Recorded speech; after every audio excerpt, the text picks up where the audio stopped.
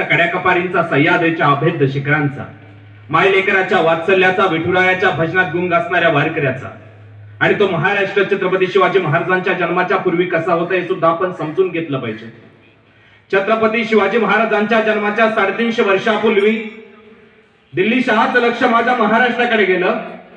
अल्लाउद्दीन खिलजी महाराष्ट्रावर चालून आला. 8000 घोड्यांच्या 32,000 टापांखाली या महाराष्ट्रातली भूमी तुडवली जाऊ लागली. आणि त्याच काळापासून माझ्या सुवर्णमय मंगलमय महाराष्ट्राला उतरती काळ लागली. आता आस्वाद रक्तात वर्षांमागून वर्ष उलट्यात गेले. घराचं घाग घालावं, जमिनीत पहाड टोकावी, तशी सुलतानांची सत्ता खोल खोल जात होती. पूर्वी फक्त एखादाच रावण निर्माण व्हायचा, एखादाच कालेवन चालून यायचा, पण आता त्यांच्या वंशावळी निर्माण व्हायला लागल्या. एलिचा बुराज पत्तेउला इमाद शाह, अहमदनगरला निजामशाह, गोवळकोंड्याला कुतुबशाह, विजापूरला युसुफ आदिल शाहने आपली बादशाही टाकली. हळूहळू त्यांच्यामध्ये स्वतःची स्पर्धा वाढू लागली. निश्चितपणाने आपल्याला राज्यकारभार मोठा करायचा असेल, राज्य वाढवायचं असेल तर लढाई होणार आहे. लढाईमध्ये कुणीतरी मरणार आहे, पण ते मरायचं कुणी? आता मरायचं मराठी माणसानं. मराठी माणसं मरायला लागले. आतापर्यंत मराठ्यांची फक्त माणसं मरत होती, आता मन सुद्धा मरायला लागलं. आणि अशा काळामध्ये छत्रपती शिवाजी महाराजांचा जन्म झालेला. परिस्थितीचा गांभीर्य विचार लक्षात घेतल्यावर आमच्या लक्षात येतं की भयानक कठीण काळ आहे. आणि त्या काळामध्ये छत्रपती शिवाजी महाराजांचा 19 फेब्रुवारी 1630 वार शुक्रवार आहे आणि त्या दिवशी जन्म झालेला आहे. आणि मासाहेब जिजाऊ शिवराजांना सांगतायत की शिवबाई आपली भूमी बघा, हे आपलं राज्य आहे, परंतु ते सुलतान बघा, ते बादशाह बघा, आपल्या लोकांवरती बळजबरीने अन्याय करतात, अत्याचार करतात, शेतातली उभी पिकं घोड्यांच्या टापांखाली चिरडली जातात. हे बघून हृदयात कालवा काल होते आणि शिवराजे बेचैन व्हायचे. त्यांच्या मनात विचार यायचा की अरे आपण या मातीमध्ये स्वराज्य निर्माण केलं पाहिजे आणि या मातीतल्या माणसाला मोकळा श्वास घेता आला पाहिजे, निरपेक्ष भावनेनी माणसं जगली पाहिजे आणि यांच्या ताटातून गुलामगिरी बाजूला झाली पाहिजे. हे छत्रपती शिवाजी महाराज त्या काळात ठरवतात आणि स्वराज्य नावाची मजबूत आणि चिरबंद इमारत या मातीत उभी राहिला. छत्रपती शिवाजी महाराजांचा इतिहास फक्त घोड्यांच्या टापांचा, तलवारीच्या टोकांचा इथपर्यंत छत्रपती शिवाजी महाराजांचा इतिहास नाहीये. तर छत्रपती शिवाजी महाराजांचा बारकाव्याने इतिहास केला, इतिहासाचा अभ्यास केला तर आमच्या लक्षात येईल की आजकाल आम्ही दुष्काळाला सामोरं जातोय. परंतु दुष्काळाला सामोरं जात असताना आमच्या जवळ समोर जर छत्रपती शिवाजी महाराजांचा विचार असेल तर निश्चितपणाने सांगतो दुष्काळ हा महाराष्ट्राला शिवणार सुद्धा नाही. पाणी अडवा, पाणी जिरवा, त्यानंतर वृक्षांचं संवर्धन, या त्या काळात जोपासलेल्या संकल्पना छत्रपती शिवाजी महाराजांचं खऱ्या अर्थानं आज आम्हाला घेण्यासारखा आदर्श आहे. परंतु आज आम्ही आदर्श छत्रपती शिवाजी महाराजांचा आदर्श घेत नाही, कारण आम्ही छत्रपती शिवाजी महाराजांना देव मानायला लागलो. खऱ्या अर्थानं देव मानल्यानंतर आम्ही त्या माणसाची पूजा करत राहतो, त्या माणसाचा आदर्श घेत नाही. आम्ही विठ्ठलाला देव मानला, आम्ही त्याची पूजा करायला लागलो. आम्ही रामाला देव मानलं, त्याची पूजा करायला लागलो. आम्ही कृष्णाला देव मानलं, कृष्णाची पूजा करायला लागलो. तसंच आम्ही जर छत्रपती शिवाजी महाराजांची पूजा करायला लागलो तर आम्ही सुद्धा त्यांची फक्त पूजाच करत राहू, त्यांचा आदर्श मात्र जीवनात उतरवणार नाही. त्यासाठी खऱ्या अर्थानं छत्रपती शिवाजी महाराजांचा इतिहास वाचून, छत्रपती शिवाजी महाराजांच्या इतिहासाचं अवलोकन करून आम्हाला येणाऱ्या काळामध्ये खऱ्या अर्थानं प्रगतीची कास धरायची आहे. छत्रपती शिवाजी महाराज म्हणजे छत्रपती असणारी व्यक्ती नव्हे. छत्रपती शिवाजी महाराज म्हणजे येणाऱ्या काळामध्ये, येणाऱ्या पिढ्यांच्या रक्तांमध्ये परिवर्तनवादी विचारांचे हजारो लाखो सूर्य निर्माण करणारी क्रांतिकारी शक्ती आहे. हे तुम्हाला आम्हाला विसरता कामा नये. छत्रपती शिवाजी महाराजांनी माणसं एकत्र केली आणि त्या माणसांच्या खांद्यावरती स्वराज्य नावाची पताका उभी राहिली. छत्रपती शिवाजी महाराजांच्या जन्माच्या पूर्वीचा काळ आम्ही बघितला तर आमच्या लाखोंच्या हजारोंच्या पदयात्रा चाललेल्या असायच्या आणि त्या लाखोंच्या हजारांच्या पदयात्रेवरती 2-3 हजार घोडेस्वार यायचे, हमला करायचे आणि त्या 2-3 हजार घोडेस्वार लाखोंच्या पदयात्रांची उधळण करून लावायची. त्या आपल्या यात्रेकरूला आम्ही एखाद्याला विचारावं, का रे बाबा तू लढू शकला नाही, तुझ्यात सामर्थ्य आहे, जिद्द आहे, चिकाटी आहे, तुझ्यात लढण्याची क्षमता आहे, मग तू का लढू शकला नाही? तर त्यांना आम्हाला उत्तर द्यावं, माझ्यात लढण्याची शक्ती आहे, माझ्यात लढण्याची ताकद आहे, माझ्यात लढण्याची उर्मी आहे, मी लढू शकतो, पण मी एकटा आहे. आम्ही असंच दुसऱ्या माणसाला विचारावं, त्यालाही तेच उत्तर द्यावं. आम्ही शेवटच्या माणसापर्यंत जावं आणि शेवटच्या माणसाला विचारावं, तेव्हा शेवटच्या माणसानं सुद्धा तेच उत्तर द्यावं, माझ्यात लढण्याची क्षमता आहे, ताकद आहे, लढण्याची वृत्ती आहे, पण मी एकटा आहे. म्हणजे लाखोंचा समुदाय सोबत जर असताना आपण एकटे पडत असू तर खऱ्या अर्थानं ही आपली असंघटितपणाची वृत्ती आज कुठेतरी फोफावताना दिसते. छत्रपती शिवाजी महाराजांचा आदर्श घेऊन आम्हाला संघटित राहायचंय. छत्रपती शिवाजी महाराजांचा उल्लेख करताना अनेक या ठिकाणी भाषणं झाली, त्याच्यामध्ये शेतकऱ्यांचा राज्याचा उल्लेख झाला. तर छत्रपती शिवाजी महाराजांनी करमाफी केली, कर्ज वसुली न करता कर्जमाफी केली आणि खऱ्या अर्थाने या मातीमध्ये आदर्श घडवून दिला. म्हणून आज सुद्धा आम्हाला छत्रपती शिवाजी महाराज आदर्श वाटायला लागते. नितीन चंदनशिवे नावाचे कवी छत्रपती शिवाजी महाराजांना शेतकऱ्यासाठी पुन्हा जन्माला या म्हणून साकडे घालताना म्हणतात, बांधावरची बाबळी सुद्धा आता गद्दार झाली आहे, बांधावरची बाबळी सुद्धा आता गद्दार झाली आहे, कुणब्याचा जीव घेण्यात तिने एक फांदी राखून ठेवली आहे. त्या फांदीवरती शेतकऱ्याचं प्रेत जेव्हा लटकत असतं तेव्हा माळावरच्या बुजगावण्याशिवाय तिथं रडणारं सुद्धा कुणी नसतं. आणि म्हणून शेतकऱ्याचा आसूड घेऊन एखादा महात्मा जन्म घेईल का? आणि ज्याच्या राज्यात एकही शेतकरी आत्महत्या झाली नाही असा शुभ पुन्हा जन्म घेईल का? असा शुभ पुन्हा जन्म घेईल का? खऱ्या अर्थाने ही वस्तुस्थिती जर बदलायची असेल, शेतकऱ्याच्या आत्महत्या जर खऱ्या अर्थानं थांबवायची असेल, तर आम्हाला शिवचरित्र आमच्या घराघरापर्यंत, आमच्या दारापर्यंत, लोकांच्या हृदयापर्यंत आणि खऱ्या अर्थानं या जगापर्यंत पोहोचवणं आजच्या काळाची गरज बनलेली आहे. आज आम्ही इंजिनिअरिंगचा अभ्यास करताना, MBA चा अभ्यास करताना आमच्या लक्षात येतं की आज आम्ही स्वॅट अनालिसिस शिकतो, strength weakness opportunity and threats. आज आम्ही शिकणारं तंत्रज्ञान, आज आम्ही जी स्ट्रेंथ शिकतो, विकनेस शिकतो, अपॉर्च्युनिटी शिकतो, स्ट्रेंथ शिकतो, त्याची स्ट्रॅटेजी शिकतो. त्या काळात छत्रपती शिवाजी महाराजांचा विचार केला तर छत्रपती शिवाजी महाराजांनी त्या काळामध्ये हे सगळं करून ठेवलेलं. छत्रपती शिवाजी महाराजांनी आपली स्ट्रेंथ ओळखली. Yes for strength. स्ट्रेंथ काय? तर जीवाला जीव देणारी माणसं माझी स्ट्रेंथ आहे. लाख मेले तरी चालतील पण लाखाचा पोशिंदा जगला पाहिजे ही माझी स्ट्रेंथ आहे. विकनेस, साहजिकपणाने छत्रपती शिवाजी महाराजांच्या कार्यकर्तृत्वाचा अभ्यास करत असताना असं लक्षात येतं की छत्रपती शिवाजी महाराजांकडे कोणती कमतरताच नाही, परंतु शिवाजी महाराजांनी आपली कमतरता एक शोधून काढली. शत्रूचं सैन्य अफाट आहे, आपलं सैन्य मुठभर आहे. मुठभर सैन्याला अफाट सैन्याला मुठभर सैन्याने हरवायचा विषय खोल आहे. म्हणून छत्रपती शिवाजी महाराजांनी त्या काळात गडकोटांचा अभ्यास केला, गडकोटांचा सहारा घेतला, सह्याद्रीच्या दरेकरांचा सहारा घेतला आणि आपल्यातली कमतरता बाजूला केली. अपॉर्च्युनिटी, संधी. छत्रपती शिवाजी महाराजांनी त्या काळात आपल्यातला संधी शोधल्या. आग्र्याला जायला भेटतंय, आग्र्याचं राजकारण बघायला भेटतंय. अफजल खान प्रतापगडच्या पायथ्याशी येतोय, त्याला मारलंच पाहिजे. शाहिस्ता खान पुण्यात येतोय, त्याला पळवून लावलंच पाहिजे.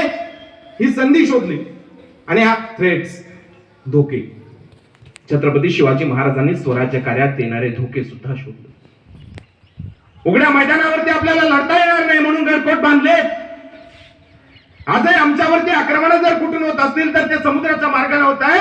छत्रपती शिवाजी महाराज त्या काळामध्ये आरमार उभं करतायत. ही खऱ्या अर्थाने शिवाजी महाराजांच्या इतिहासाची ओळख आहे. ही खऱ्या अर्थाने छत्रपती शिवाजी महाराजांच्या इतिहासाची प्रचिती आहे.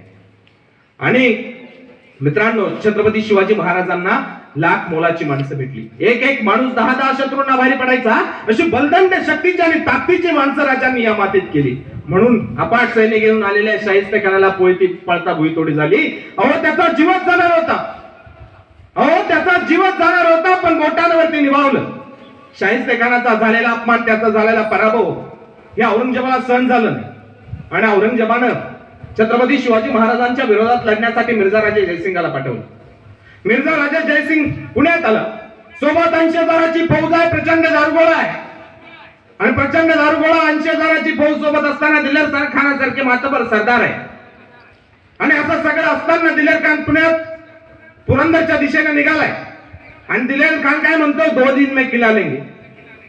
पुरंदरची माची सुद्धा दिलेर खानाने जिंकून घेतली. आणि हे सहन झालं नाही मुरारबाजीला. मुरारबाजी चिडला, चौताळला, कारण महाराजांच्या तालमीत तयार झालेला माणूस आहे. आणि चिडलेल्या चौताळलेला मुरारबाजी त्याने 700 मराठे उठवले. 700 मराठ्यांचा किल्ला, 700 मराठ्यांचा लोंढा किल्ल्यातून बाहेर पडला. त्यानंतर दिलेर खानाने सुद्धा तसाच वेध योजलेला होता. त्याला सुद्धा 5000 पठाण निवडलेले होते. पठाण खालच्या दिशेने किल्ल्यावरती येत आहेत, मुरारबाजी वरच्या दिशेने येतोय आणि दोघांची आमने सामने भेट झाली.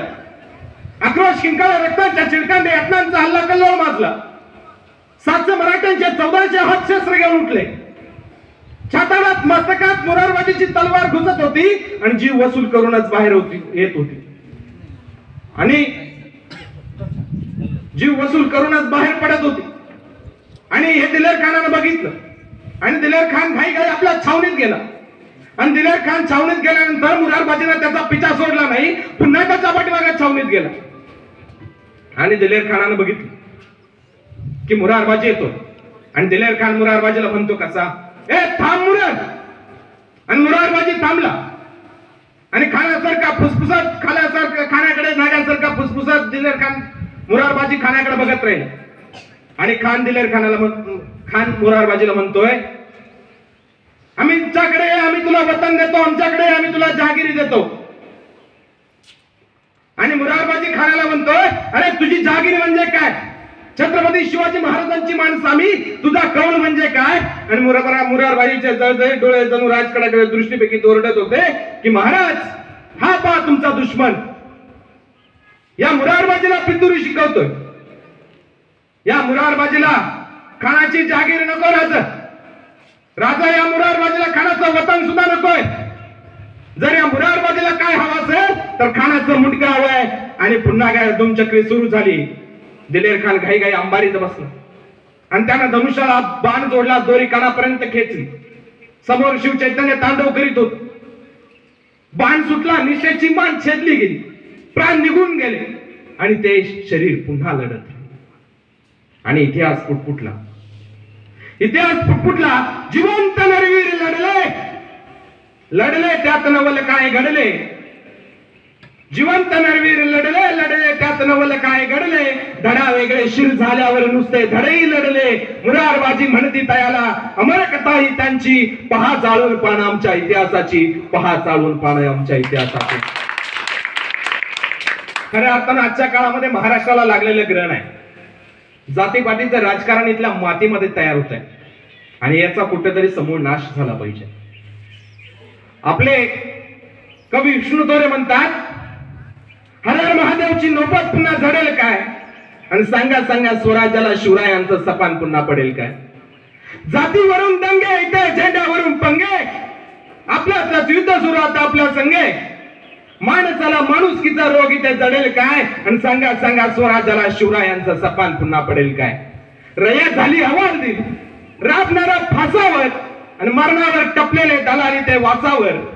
बाजी सारखी हक्कासाठी खिंड कुणी लढेल काय, आणि सांगा सांगा स्वराज्याला शिवरायांचं सपान पुन्हा पडेल काय. छत्रपती शिवाजी महाराजांच्या स्वराज्याचं स्वप्न जर आम्हाला पाडायचं असेल तर खऱ्या अर्थानं भ्रष्टाचार मुक्त महाराष्ट्र झाला पाहिजे. या महाराष्ट्राचा विकास झाला पाहिजे. सातत्यानं महाराष्ट्राचा विकास या मुद्द्यावर बोलत असताना सातत्यानं शब्द विकास विकास विकास बाहेर पडत असतो. म्हणजे 1960 ला महाराष्ट्र स्वतंत्र व्हावा आणि 1960 ला महाराष्ट्र स्वतंत्र झाल्यानंतर सुद्धा महाराष्ट्रातून विकास नावाचा शब्द बाहेरच गेला नाही. आणि तो विकास जर करायचा असेल तर खऱ्या अर्थानं छत्रपती शिवाजी महाराजांच्या विचारांची शिदोरी आमच्या पाठीशी असायला. असं महाराष्ट्र वगळता जगातल्या कानाकोपऱ्यातल्या प्रत्येक राष्ट्रातल्या प्रत्येक माणसाला असं वाटलं पाहिजे की माझा जन्म त्या महाराष्ट्राच्या मातीत का झाला नाही, मी त्या महाराष्ट्राच्या मातीत का खेळलो नाही, मी त्या महाराष्ट्राच्या मातीत का बागडलो नाही. असं जेव्हा महाराष्ट्र वगळता जगातल्या कानाकोपऱ्यातल्या प्रत्येक देशातल्या प्रत्येक राष्ट्रातल्या प्रत्येक माणसाला वाटलं जाईल ना, तेव्हा खऱ्या अर्थानं या महाराष्ट्राचा विकास झालेला असेल. आणि तो विकास घडून आणण्यासाठी आम्हाला खऱ्या अर्थानं छत्रपती शिवाजी महाराजांच्या विचारांची शिदोरीची गरज आहे. आणि एवढंच नव्हे तर छत्रपती शिवाजी महाराजांचा इतिहासाचा अभ्यास करताना एक गोष्ट लक्षात आली की छत्रपती शिवाजी महाराज यांच्याबद्दल फक्त आपली माणसं वर्णन करतात चांगलं असं नाही, तर शत्रू सुद्धा छत्रपती शिवाजी महाराजांचं चांगलं वर्णन करतो. औरंगजेब कायम त्याच्या बोलण्यातून छत्रपती शिवाजी महाराजांबद्दल चांगले उद्गार आलेले आहेत आणि ते एका नाटकाच्या माध्यमातून ते पुढे आले.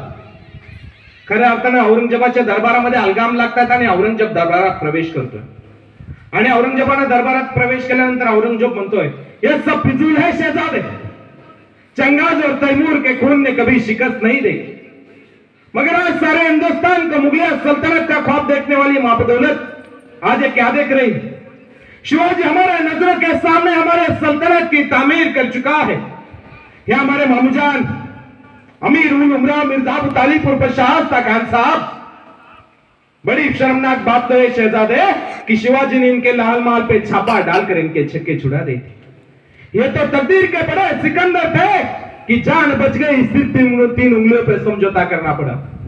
ये सूरत के खूबसूरत इनायत खान साहब बहादुर शिवाजी जब सूरत में आए तो ये दुम दबक के भाग गए। ये बूंदी नरेश भाऊ सिंह आ रहे, जोधपुर के महाराजा जसवंत सिंह राठौड़ मराठों के जख्म के वार उन्होंने अपनी छाती में नहीं बल्कि अपने पेट पे खाए। ये आपसी पोलाद खा इनके हाथे भी मिठाई रखकर शिवाजी आगरा के कैद खाने से फरार हो। ये मेरे दिस तरबेत का ये खान जा बहादुर बहादुर का कोलता से बूंदी नरेश भाऊ सिंह आ रहे रणवस्तका इन सबको शिवाजी ने शिकस्त दी। शिवाजी ने मजबूत किले बनाए, मजबूत जमीर के लोग तैयार किए। हाँ, माना कि शिवाजी मगरूर है, दगाबाज है, लेकिन उसकी चाल चलन दूध की तरह साफ और उसकी शिर उठाई आसमां को छू रहे शहजादे हमें दुश्मन मिला, वो भी सिवा जैसा मिला, वो भी सिवा जैसा मिला असं औरंगजेब त्याच्या बोलण्यातून दाखवून देतो। खऱ्या अर्थानं छत्रपती शिवाजी महाराजांचा इतिहास इथल्या मातीतल्या माणसांना अंगीकारला पाहिजे, कारण या मातीमध्ये त्या राजानं आपलं आयुष्य मातीतून आलेला माणूस मातीतल्या माणसांसाठी झगडत राहिला, झुंजत राहिला, क्रांती करत राहिला, क्रांतीची धगधगती मशाल या मातीत पेटवत राहिली आणि ती पेटवलेली मशाल आपल्याला पुढच्या वाटेने घेऊन जायची आहे। महाराजांनी निर्माण केलेल्या वाटेवरती आपल्याला चालायचं आहे, कारण आपण महाराजांच्या नावानं रस्ते तयार करतो, पण खऱ्या अर्थानं रस्ते निर्माण करण्यापेक्षा छत्रपती शिवाजी महाराजांच्या पावलवाटेवरून चालणं ही खऱ्या अर्थानं उद्याच्या काळाची गरज आहे। उद्याच्या भविष्यातली आव्हानं आम्हाला पेलायचे, वर्तमानाचं भान असलं पाहिजे, भविष्याचं ज्ञान असलं पाहिजे, तेव्हा आम्ही भविष्यातली आव्हानं पेलू आणि खऱ्या अर्थानं आपण या महाराष्ट्राला एक नवी उंची, नवी दिशा आणि या देशाला गौरवशाली इतिहास प्राप्त करून दिला छत्रपती शिवाजी महाराजांनी, त्या इतिहासाचा वारसा जपू अशी आशा या ठिकाणी व्यक्त करतो। आणि छत्रपती शिवाजी महाराजांबद्दल सर ते शेवटी व्यासपीठाची रजा घेताना सुरेश भटांचे शब्द उसने घेऊन फक्त एवढंच म्हणेल की जगाची सोसून दुःखे सुखांशी भांडतो आम्ही, स्वतःच्या झाकून भेगा मनुष्य सांधतो आम्ही। जरी बदलणाऱ्या वर्तमानाला कळेल आमची भाषा, तरी वीज घेऊन येणाऱ्या पिढ्यांशी बोलतो आम्ही। निश्चितपणानं तुम्ही थकलेले आहात, त्यामुळे मी आता तुमची रजा घेतो आणि या ठिकाणी थांबतो।